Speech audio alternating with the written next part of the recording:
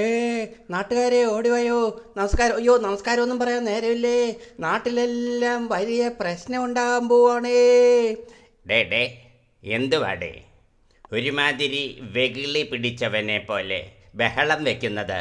ആശുപത്രികളിലൊന്നും ICUയിൽ കിടക്കുന്നവർക്കെല്ലാം വലിയ പ്രശ്നം ഉണ്ടാകാൻ പോവാണേ. ഡേ എന്തുവാടേ കാര്യം പറ.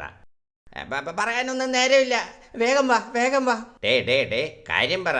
വെറുതെ അല്ല മനുഷ്യന്മാർ നിന്നെ ചുട്ടുചോറ് തിന്നുന്ന കൊരങ്ങ എന്ന് വിളിക്കുന്നത്.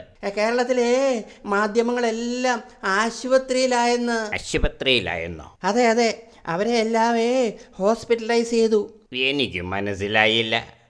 മനുഷ്യർക്കും മൃഗങ്ങൾക്കുമല്ലേ രോഗം വരുന്നത്?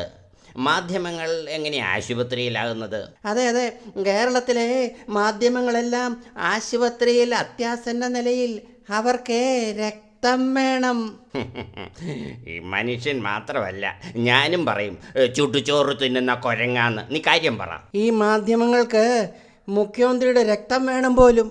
പാവം, 75 വയസ്സുള്ള അദ്ദേഹത്തിൻ്റെ രക്തം തന്നെ വേണമെന്ന് വാശി പിടിക്കുക. അതെ, അത് ശരിയാണല്ലോ.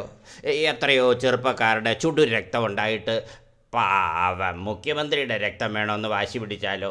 അതാ മുഖ്യമന്ത്രി പറഞ്ഞത്, മാധ്യമങ്ങൾക്ക് എൻ്റെ രക്തം വേണമെന്ന്.